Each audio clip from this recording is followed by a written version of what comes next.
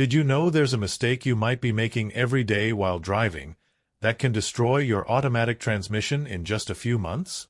In this video, I'm going to explain what that mistake is, what's actually happening inside an automatic transmission when you do it, and why the damage isn't immediate, but progressive, silent, and far more dangerous than it seems.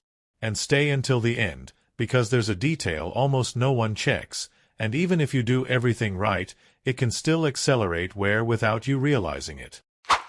Unlike a manual transmission, where you directly control the clutch, in an automatic transmission the entire process is managed through hydraulic pressure and fluid flow.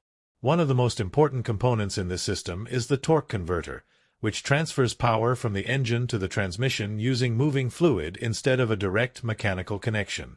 This converter allows the vehicle to remain stopped without stalling and enables smooth gear changes, but it also creates a total dependency on something many people underestimate: automatic transmission fluid. Now, here's the biggest mistake you can make: shifting from drive to reverse or vice versa while the car is still moving.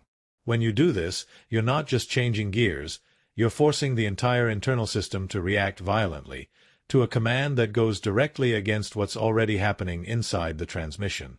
At that moment, the transmission is still sending power in one direction, the torque converter is still transferring energy that way, and suddenly you're asking the system to completely reverse that motion.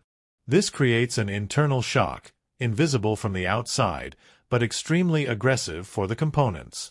The clutch packs, which are designed to engage progressively through transmission fluid, are suddenly forced to absorb and reverse all that energy in a fraction of a second. Instead of working smoothly, they begin to slip under excessive load. That slipping generates heat, but not normal operating heat.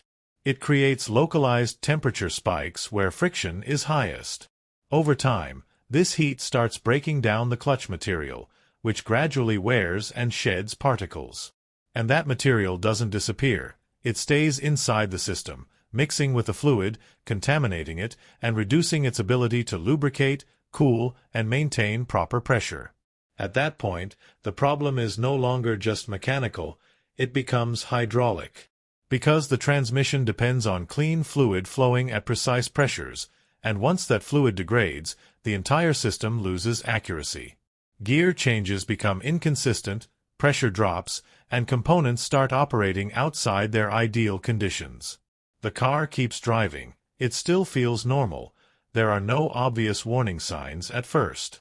But internally, every time you repeat this habit, you're adding wear, increasing heat, and accelerating damage that will not stop on its own.